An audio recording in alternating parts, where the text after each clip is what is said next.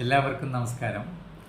Criminal നിയമ നടപടികൾ സംബന്ധിച്ച് ഞാൻ നടത്തിവരുന്ന പ്രഭാഷണങ്ങളുടെ പരമ്പരയിൽ അതിൻ്റെ ഭാഗമായി തന്നെ നമുക്കെല്ലാം ദൈനംദിനം കേട്ടുപരിചയമുള്ള ചില പദപ്രയോഗങ്ങളെക്കുറിച്ച് വിശദീകരിക്കേണ്ടതുണ്ടെന്ന് തോന്നുന്നു.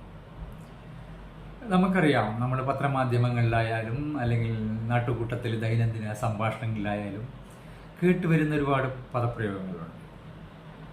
ജാമ്യം, FIR, റിമാൻഡ്, ഇതൊക്കെ പോലീസ് സ്റ്റേഷനുമായിട്ടോ കോടതിയുമായിട്ടോ ദൈനംദിനം ബന്ധപ്പെടുന്നവർക്ക് പരിചയമുള്ള വാക്കുകളായിരിക്കാം, അല്ലെങ്കിൽ അതെന്താണെന്നൊക്കെ മനസ്സിലാവുന്നുണ്ടായിരിക്കും. എന്നാൽ അങ്ങനെയല്ലാത്ത ആളുകൾക്ക് ചിലപ്പോൾ പലർക്കും ഉൾക്കിടിലമുണ്ടാക്കുന്ന പദപ്രയോഗങ്ങളാണിവ. അപ്പോൾ അതിനെക്കുറിച്ച് ചെറിയ ഹ്രസ്വമായിട്ടെങ്കിലും ചില പരിചയപ്പെടുത്തലുണ്ടാകുന്നത് പ്രസക്തമായിരിക്കുമെന്നുള്ളതുകൊണ്ടാണ് ഞാൻ ഇവിടെ അത് വിശദീകരിക്കാൻ തയ്യാറാകുന്നത്. ഇന്നത്തെ ഈ സംഭാഷണത്തിൽ FIRനെ കുറിച്ചാണ് ചെറുതായി സംസാരിക്കാൻ ഉദ്ദേശിക്കുന്നത്. എന്താണ് FIR? FIR എന്ന് പറയുന്നത് ഫസ്റ്റ് ഇൻഫർമേഷൻ റിപ്പോർട്ട് എന്നാണ്. ഫസ്റ്റ് ഇൻഫർമേഷൻ റിപ്പോർട്ട് എന്ന് പറയുമ്പോൾ അതിൻ്റെ ആ പേരിൽ തന്നെയുള്ള രീതിയിൽ അതൊരു ഫസ്റ്റ് ഇൻഫർമേഷനാണ്. ഒരു കുറ്റകൃത്യം നടന്നു കഴിഞ്ഞ് ആദ്യമായുണ്ടാകുന്ന ഒരു വിവരങ്ങൾ സംബന്ധിച്ച റിപ്പോർട്ടാണത്. അത് പോലീസ് സ്റ്റേഷനിൽ നിന്നും ബന്ധപ്പെട്ട അധികാര പരിധിയിലുള്ള കോടതിയിൽ സമർപ്പിക്കുന്ന റിപ്പോർട്ടാണ്. ഒരു FIR ഉണ്ടാകണമെങ്കിൽ ഒരു FIS ഉണ്ടായിരിക്കണം, അതായത് ഫസ്റ്റ് ഇൻഫർമേഷൻ സ്റ്റേറ്റ്മെൻറ്റ്. അതിനൊരു ഇൻഫോർമൻ്റ് ഉണ്ടാകും, ഒരു വിവരം നൽകുന്ന ഒരാളുണ്ടാകും. പല കുറ്റകൃത്യങ്ങൾക്കും വിവരം നൽകുന്ന ആളുകൾ ഉണ്ടാകും. കാരണം ഒരു മുറിവേറ്റ ഒരാൾ, അല്ലെങ്കിൽ ഒരു പറ്റിക്കപ്പെടുന്ന ഒരാൾ, അല്ലെങ്കിൽ പിടിച്ചു പറിക്കപ്പെടുന്ന ഒരാൾ, അങ്ങനെ ആകുന്ന ഒരാൾ പോലീസ് സ്റ്റേഷനിൽ പോയി എഴുതിയോ അല്ലെങ്കിൽ പറഞ്ഞോ ഇൻഫർമേഷൻ ബന്ധപ്പെട്ട കുറ്റകൃത്യം സംബന്ധിച്ച് ഒരു ഇൻഫർമേഷൻ പോലീസ് നൽകാവുന്നതാണ്.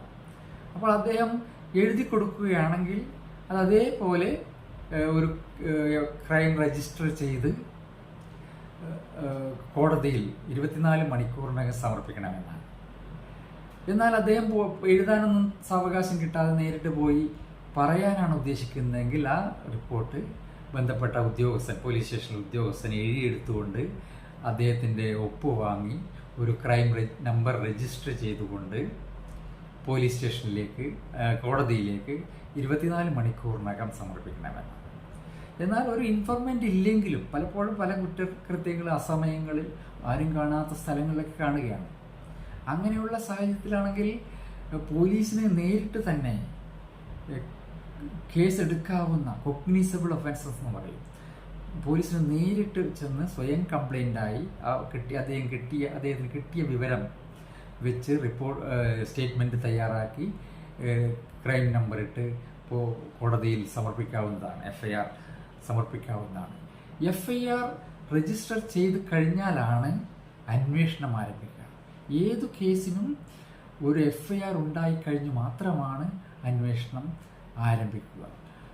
അങ്ങനെ അപ്പോൾ ഒരു അന്വേഷണ ഉദ്യോഗസ്ഥൻ വരും, തെളിവുകൾ ശേഖരിക്കും, ബന്ധപ്പെട്ട സ്ഥലം സന്ദർശിക്കും, സാക്ഷികളെ മൊഴി രേഖപ്പെടുത്തും, ആവശ്യമായ അന്വേഷണം നടത്തി മറ്റുവിധ തെളിവുകൾ ശേഖരിച്ച് പ്രതിയെ കണ്ടെത്തി പ്രതിയെ കസ്റ്റഡിയിലെടുത്ത് കോടതിയുടെ മുമ്പാകെ സമർപ്പിച്ച് കുറ്റകൃത്യം സമർപ്പിച്ച് അങ്ങനെയാണ് കേസ്, ഒരു ക്രിമിനൽ കേസ് ഡെവലപ്പ് ചെയ്ത് വരുന്നത്.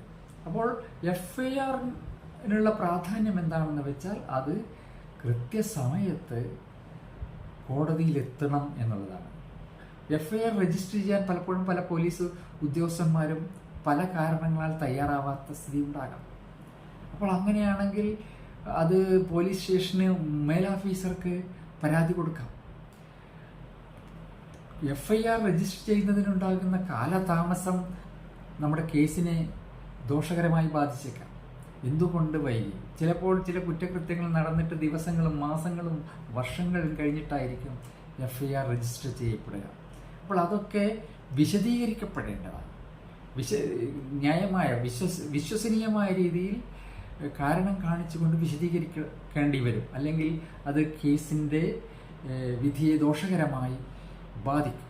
ഇപ്പോൾ ഒരാൾ ഒരു പരാതി കൊടുത്ത് പോലീസ് കേസ് രജിസ്റ്റർ ചെയ്യാൻ തയ്യാറാവാത്തൊരു സാഹചര്യമാണെങ്കിൽ അതിനെതിരെ മജിസ്ട്രേറ്റ് കോടതിയിൽ നേരിട്ട് പ്രൈവറ്റ് കംപ്ലൈൻ്റായി